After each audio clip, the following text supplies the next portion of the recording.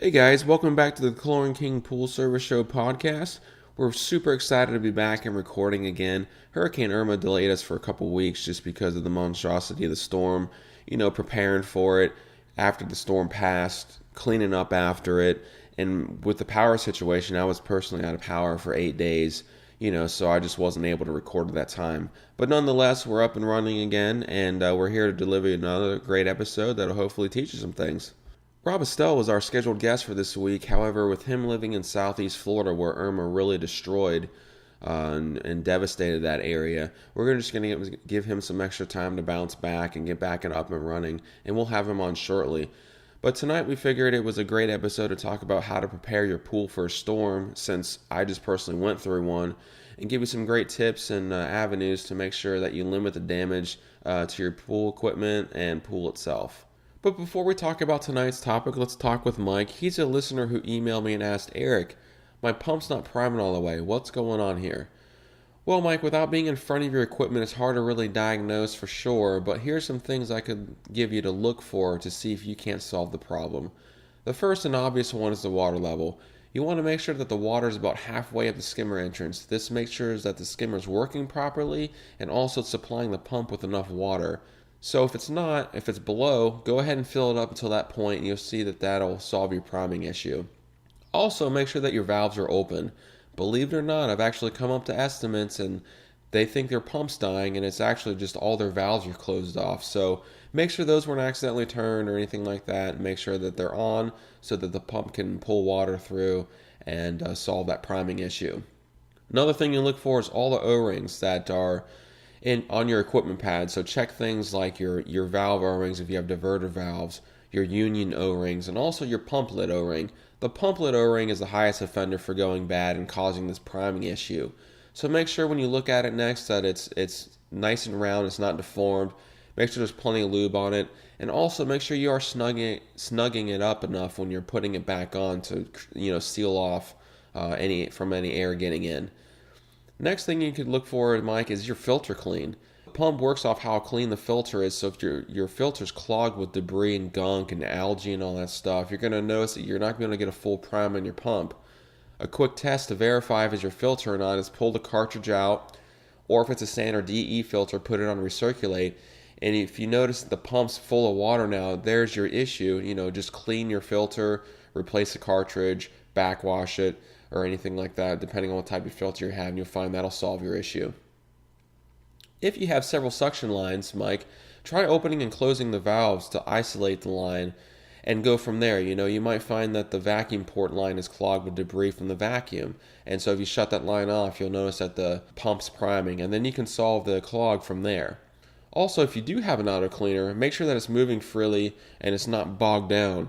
Again, it could be a dirty filter that's causing that, but also you could have some debris that's clogged in the bottom of the vacuum. Oftentimes it may be a palm frond or some large debris that's just covering the suction port in the bottom of the vacuum. So obviously, pull that out, and that'll probably solve your priming issue.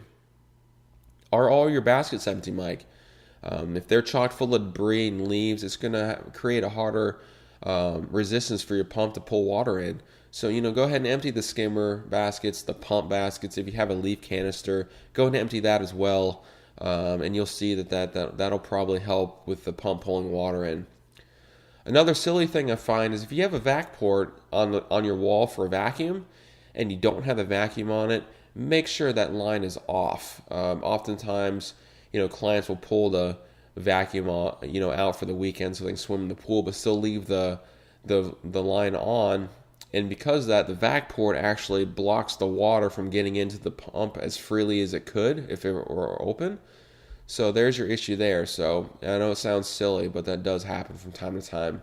Another thing that happens occasionally that people will install the pump basket incorrectly. If you pull the pump basket out, you'll notice that there's a hole in the side of the basket, and that aligns with the front of the pump where the pump sucks the water in from the pool. If that's orientated the wrong way and the pump basket, the grate of the basket is blocking that, what will happen is all the debris will accumulate right there in front of the pump and block it from sucking water in and priming all the way. So definitely make sure that's orientated correctly and, of course, empty. Another thing to do if you have diverter valves where the handles move around and you can divert water one way or the other, take those apart to make sure that they're orientated correctly. Sometimes, clients will put the handles on the wrong way and they're just doing the opposite of what they think they're doing. And then also make sure that there's no debris lodged in it. Sometimes those will accumulate debris there when you go to turn them or whatnot. I've actually found little small balls caught in the valves there and causing the clog. So check that out. Make sure the O-ring's good as well. Put some lube on it when you reinstall it and make sure it's snug down tightly when you put the screws back in. And then the last thing, if all those check out and you got some money to burn, go to Harbor Freight, go to Home Depot, and get an inspection camera. And what you can do, it comes with a 3-foot cable. Go ahead and plug it in the front of the pump, going down the suction plumbing. See if you can see any visible clog. You could also do that in the skimmer line as well. If you find a clog there, obviously you can address that then. Hopefully that helps. If all that fails, definitely hire a pool professional. Would love to come out and take a look and help diagnose this and get your pool up and running again. So hopefully that helps, Mike, and don't hesitate to reach out to us again. So moving forward, let's talk about how to prepare your pool for a storm. There's really not a lot of information online about how to do this, so I feel it's very important to discuss. I figure it'd be a great resource for you guys on how to do so. So here's a bunch of do's and don'ts and the reasoning behind it. So the first thing everyone wants to do is they think, oh my gosh, we're going to get 40 inches of rain. I need to drain the pool and prepare for it. And the problem with that is it's impossible for us to predict how much rainfall we're going to get, so it's really not recommended to drain your pool at all, regardless of where you live at. It doesn't matter if you live right on the coast, on the ocean, or dead center of the state. It's still not recommended. And here's why. The lower you drain your pool, the higher risk you run of your pool popping out of the ground. If you're not familiar with popped pools, just go on Google pop pools, and you'll see a bunch of images where the pools literally float out of the ground. And the reason why is this. Essentially, what holds your pool down in the ground is the weight of the water that's in it. So it can be expected with the rain we're going to get, there will be a lot of water underneath the ground of your pool. The effect of the water underneath your pool pushing up is called hydrostatic pressure. And what happens is if we remove the water from the pool, there will not be any resistance for that. And what will happen is the pressure will eventually give and push your pool out of the ground. Now I know what you're saying, man, Eric, we're still going to get 40 inches of rain. I mean, my house is going to flood. The pool's going to help absorb some of that. I mean, there's some truth to that. And if you feel like you must lower your water, all I would ever drain it is a foot. That'll help, with some rain and also keep your pool in the ground where it should be. If you do drain any water, especially a foot or so, you're going to want to close off the skimmer line too, because what happens is the system's on, you don't want the line sucking air because that could damage your pump. One thing that is recommended is keep your pool equipment running as long as possible, because that way your pool stays algae free as long as it possibly can. However, if at any point you're worried about your equipment being flooded, it's definitely recommended to turn the breaker off to your pool equipment at the main panel. Usually this is in your garage, and that'll keep the electricity out of the pump, so that way your pump's not soaked and underwater trying to fire up with live electricity. That's never a good thing. So once the storm goes away though, and you're ready to turn the equipment back on, make sure that the water recedes and that the equipment's completely dry before you attempt to put any power back onto the pool, because that could be a dangerous situation as well. Another thing that's not recommended is to put furniture in your pool. Everybody wants to do this. And the problem with that is, while it is a great way to keep your furniture from moving around, it could also cause a lot of issues with the surface of your pool.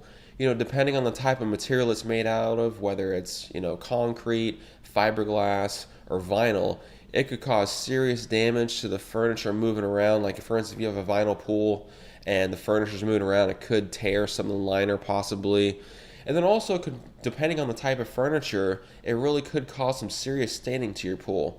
So you just really want to stay away from that. I would take the extra time to put the furniture away in your garage or something like that, because the worst would be to come back from the storm, everything's okay, but now your pool surface is completely just stained and damaged. I mean, that could be very expensive to fix just for the sake of saving 5 minutes of putting it in the garage. It's also heavily recommended to remove anything on your pool deck or in your pool that could be caught in the wind and become a projectile.